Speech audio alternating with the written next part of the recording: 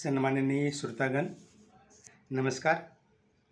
मी तुकाराम पुंडलिक खिल्लारे आपणासमोर सादर करीत आहे प्रकाश पोळ यांच्या कातरवेळ या तांका संग्रहाचे परीक्षण. उत्कृष्ट हायकू निर्मितीच्या दृष्टीने मी चला हायकू शिकू हा समूह दिनांक 19 जानेवारी 2018 रोजी निर्माण केला. या समूहात मराठीतील 150च्या वर हायकूकार आहेत. या सर्वांच्या सहकार्याने मी हायकू विषयक विविध उपक्रम राबवले. हायकूला पूरक असलेला तांका प्रकार देखील मी इथेच प्रसिद्धीस आणला. माझा स्वतःचा सांज फुले तांका संग्रह दिनांक 6 डिसेंबर 2021 रोजी प्रसिद्ध करून हायकूकारांना प्रोत्साहित केले. तांकावली या प्रातिनिधिक तांका संग्रहाचे काम देखील हातावर घेतले आहे.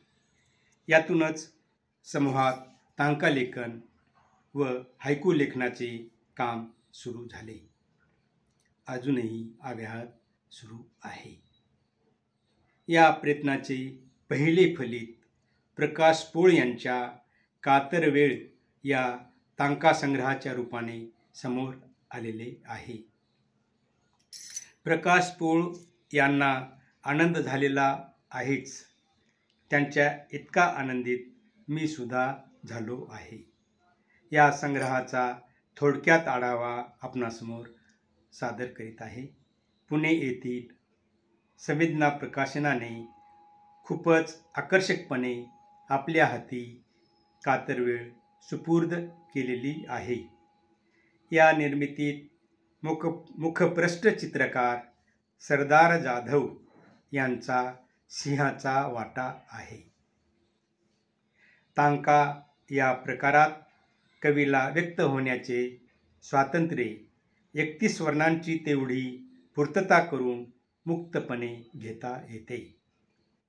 विषयाचे बंधन नाही, रचनेची अंतर्गत क्लिष्टता नाही, केवळ वर्ण कायते पाळायचे.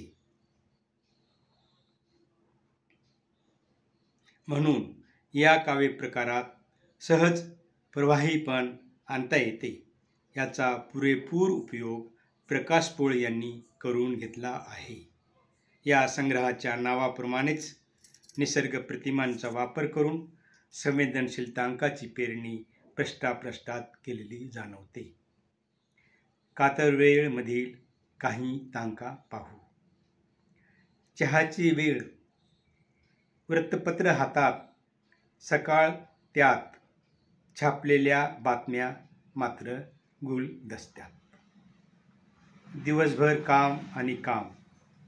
रात्री थकून भागून घरी आलेले पटकन झोपेच्या अधीन होतात. पण सकाळच्या चहाची वेळ मात्र सर्वांनी निवांतपणे बसून एकत्रित गप्पा मारण्याची. अशात हातातील वृत्तपत्र निव्वळ शोभेचे ठरते. त्या बातम्या वाचण्यापेक्षा एकमेकांशी हितगुज करणे जास्त आनंद देणारे असते. विकास मधुसूदन भावे या तांकाविषयी समीक्षा लेखात म्हणतात, सकाळी चहासोबत वृत्तपत्र बहुतेक सर्वच वाचतात, पण त्यातील बातम्यावर चर्चा करायला कोणालाच वेळ नसतो. सासूबाईच्या सततच्या सूचना सून ऐकेना, मुलास सांगितले तो काही बोलेना. या तांकातून प्रकाश पोळ यांनी सासू सुनेच्या नातेसंबंधाचे चित्रण मिश्किलपणे केलेले आहे. यात मुलानेही सोयीस्कर मार्ग निवडला आहे. तो ऐकतो दोघींचेही, पण करत मात्र काहीच नाही. त्याला सुखी संसाराची गुरुकिल्ली सापडली आहे. सूर्य पाहतो सोनेरी किरणात, खोल पाण्यात हालचाल माशांची मोहकती तळ्यात. या तांकातून सुंदर निसर्गचित्र दिसून येते. कोणताही व्यत्यय नसल्यामुळे रात्रीतून गाळ तळाशी जमून पाणी नितळ होते. यामुळे मासे स्पष्टपणे दिसू लागतात. तुझ्या डोळ्यात किती खोलग तळ, सुंदर जाळं, सुळसुळ करीत मासोळी तळमळ. यात प्रेमभाव व्यक्त होतात. हृदयात कुणी घर करून बसले तरच इतकी तरल भावना जाणवू शकते. जे स्वार्थांध असतात त्यांना वरवरचे दिसते, तर मनातून प्रेम करणाऱ्यांना अदृश्य भाव देखील कळून येतात. ढगामधून निसटले मोती टपटपले, तसे काहींचे तुझे डोळे डबडबले. ढगामधून निसटलेले मोती टपटपले, तसे काहींचे तुझे डोळे डबडबले. या तांकात देखील संवेदनशील भाव प्रगट होतात. हे भाव आनंददायक आहेत की दुःख मिश्रित आहेत, हे अनुभवण्याचे भान प्रकाश पोळ यांनी वाचकांच्या हवाली केलेले आहे. पशुही देतो माणसाप्रमाणेच दीर्घ जांभई, कधी थकल्यावर, कधी कष्टल्यावर. सृष्टीतील अवघे सजीव एकसारखेच असतात. सर्वांनाच आपल्या जीवाची भीती असते. जो तो सुरक्षित राहण्याचा प्रयत्न करतो. थकलेपणाची जाणीव आणि उत्साह सर्व सजीव प्राण्यांच्या देहात घडणारी सहज क्रिया आहे. अवघ्या सजीवांच्या जीवाची काळजी या तांकातून व्यक्त होते. नदी किनारी बिबट्या पाण्यावर, मी भानावर, श्वास रोखून तोही निघून गेल्यावर. जीवांना भूताखेताची भीती नसते, ती इतर सजीवाकडूनच असते, हे वास्तव या ऐकूतून दिसून येते. फुलपाखरू उडाले भुरकन, वरचे वर, अगदी पटकन रंगांचे प्रदर्शन. इतके येविवले फुलपाखरू मुळातच मन मोहून घेते. ते उडत असताना त्यांचे संपूर्ण रंगरूप दृग्गोचर होते. कोमलता, नाजूकता नि सुंदरता या त्रिवेणी संगमामुळे मुलांना फुलपाखराची उपमा दिली जाते. जरासा स्पर्श झाला तरी रंग बोटांना लागतील, इतके टवटवीत रंगरूप निसर्गाने फुलपाखरांना बहाल केलेले असते. पक्ष्यांचे जग डोळे उघड बघ रे लगबग, समृद्ध जगण्याची किती रे तगमग. प्रकाश पोळ यांनी या तांकातून व्यंगार्थाने आळशी लोकांना संदेश दिला आहे. उठा, कामाला लागा. तुम्ही सतत कार्यरत राहाल तरच समृद्धीचे दार उघडेल. चिऊताईचे पाण्यासाठी आर्जव केवढं बघ, आभाळभर ढग, उरात तगमग. नभमेघांनी भरून आले तरी पाऊस बरसेलच असे नाही. मध्येच वावटळ येऊन होत्याचे नव्हते होते. तहानलेले ओठ पाण्यासाठी आसुसलेले ते आसुसलेलेच. येवलीसी चिऊ, तिची तहानती किती, पण तिलाही एका थेंबासाठी तरसावे लागते. हे तरसणे कुणी लहान असो की मोठा, सारखेच तीव्रतेचे. पाणी ठेवले पाखरांना प्यायला भर उन्हात, कोमल भाव तिचे जपले हृदयात. या तांकाचा डॉक्टर शशिकांत गंगावणे यांनी या पुस्तकाच्या प्रस्तावनेत आवर्जून उल्लेख केलेला आहे. मुक्या जीवांची काळजी संवेदनशील हृदयाची माणसेच घेऊ शकतात. भर उन्हाळ्यात सर्वत्र रखरख, धुळीचा लोट. चटके देणाऱ्या अशा दाहक काळात येवला पाण्याचा थेंब देखील जीवनदायी ठरतो. ही भावना जपणारे निश्चितच कौतुकाला पात्र ठरतात. थोडी अल्लड, खेळकर, सुंदर रे बिलंदर, मुलगी कुणाचीही लाडकी अगोदर. स्त्रियावर होणाऱ्या अत्याचाराची जाणीव या तांकातून व्यक्त होते. जास्वंदी फूल कडेवरचे मूल, पडते भूल प्रत्येकजण पाही त्यालाच डोकावून. प्रसिद्ध कवी सतीश सोळांकुरकर यांनी या पुस्तकावरचा समीक्षा लेख लिहिताना या तांकाचे खूप सुंदर विवेचन केलेले आहे.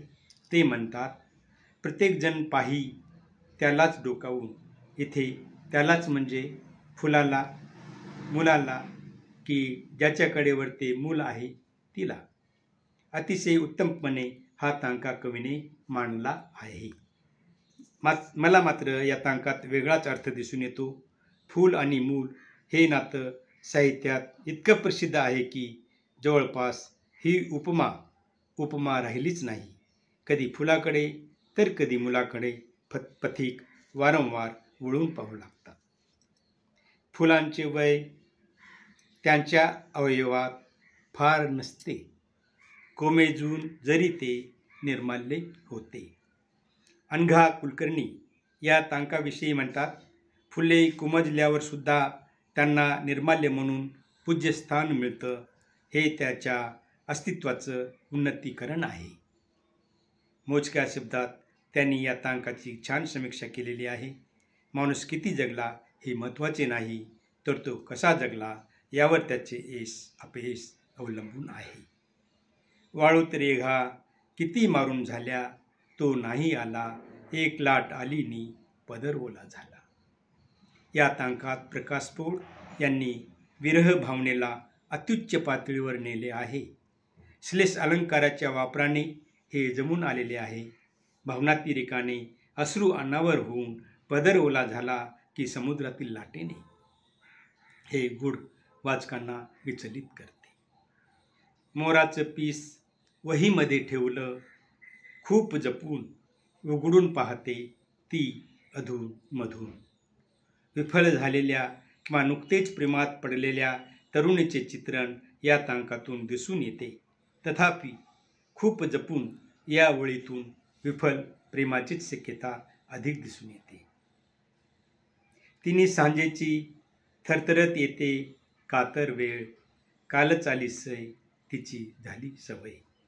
प्रसिद्ध कवी अशोक बागवे या पुस्तकाच्या मलप्रष्ट मजकुरात म्हणतात, कातर वेळ या तांका संग्रहात रसिकांना जीवाशिवाचे नैसर्गिक मिलन जाणवेल आणि रसिक तांकाच्या प्रेमात पडतील. हे खरेच आहे. या संग्रहात प्रेमभाव व्यक्त करणाऱ्या तांका रचना भरपूर आहेत.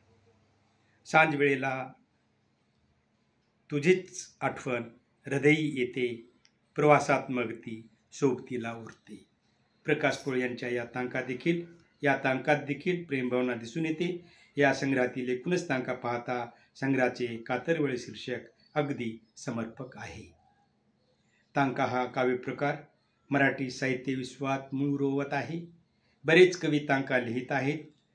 हेमा गोटखिंडीकर, काशीनाथ भारंबे निर्मोही, अशोक पा. सावंत, डॉक्टर शशिकांत गंगावणे, अनघा कुलकर्णी आणि अरुण भट यांचे तांका संग्रह लवकरच प्रसिद्ध होतील ही अपेक्षा आहे. तांका प्रकारात कवीला आपल्या भावभावना व विचार मुक्तपणे व्यक्त करता येतात. आपल्याकडे चारोळी प्रकार रूढ असला तरी तांकाला जागतिक मूल्य आहे. हैकूकारांना हा प्रकार खूपच उपयुक्त आहे. हैकू लिहिता लिहिता तांकाकडे सहज वळता येते. म्हणून अधिकाधिक साहित्यिकांनी तांका लेखनाकडे वळावे आणि राजदरबारी या प्रकाराची दखल घेतली जावी. हा काव्यप्रकार मराठी साहित्य विश्वाच्या समृद्धीत लक्षणीय भर घालेल ही अपेक्षा प्रकाश पोळ यांच्या कातरवेळ या तांका संग्रहाने पूर्ण केलेली आहे. धन्यवाद.